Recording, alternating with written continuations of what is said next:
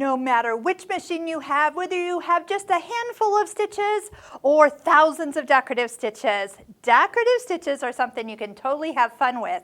So even though this machine only has 23 stitches, this is some place where I like to explore and try some stitches that are sometimes utility stitches as decorative stitches. So I've actually switched to a variegated thread, and I'm going to show you what I love to do is to stitch them all out, because when you see them stitched out, they look 10 times better on fabric than they do just on this little dial. The other thing that I've switched over to is actually an open toe foot. It's clear. This is an optional foot. A lot of people like to pick up. It's one of the first feet that most of my students buy when they own this machine. But if you don't have this foot, you're going to want to pick your B foot, B as in boy, and it has more of a kind of a cutout underneath on that back side. So as we scoot over to some of the more thicker decorative stitches, they're not so dense that they can't keep going. They don't pile up if you were just to stick to the regular A foot. So B foot's what you want to put on right now. That will allow you to kind of switch over to all the stitches as you go. So what I'm going to do is just kind of play around. There are some stitches that are kind of like quilting stitches, and so depending on which one you're after, for example, I'm after the one that's the third one on this list, so I need to actually not be in the 0 to 4. And the one in the middle is the S1, which those are kind of the blue stitches, and S1 is blue.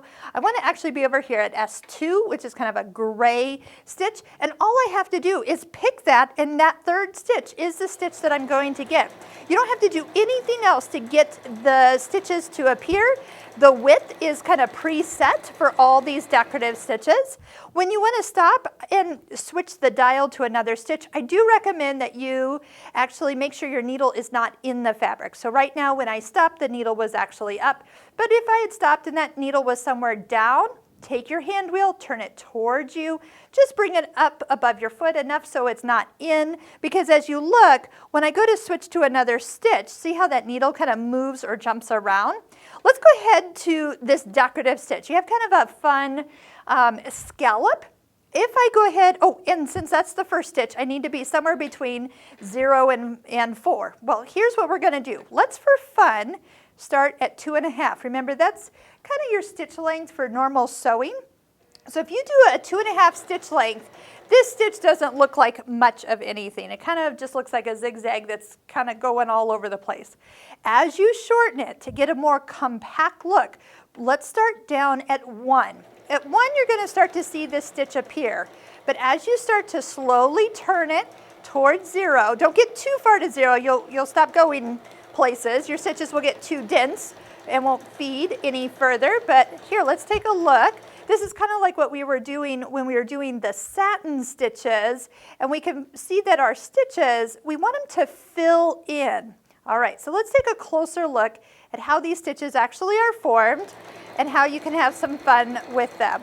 So right there, I'm going to just stop. Let's see how our stitch length is. Oh, isn't that cute? And see what I'm talking about with variegated thread? It just totally changes the vibe as you are stitching. You know, solid color's fine, but if you can spice it up a little bit, totally switch over. I'm going a little shorter in stitch length just to see if I can change the look even a little bit more. Oh yeah, I love that.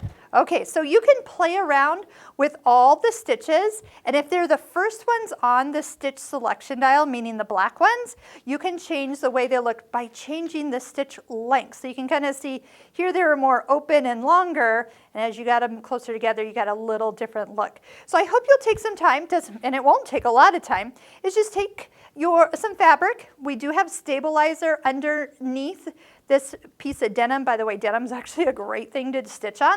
It really just pops your stitches, and you can stitch a row of each of the stitches. And remember, the black ones, you can actually have different settings, because you can do one at, say, 4 and one at 1, and they'll look like 2 different stitches. So do some experimenting and try out some of the different decorative stitches.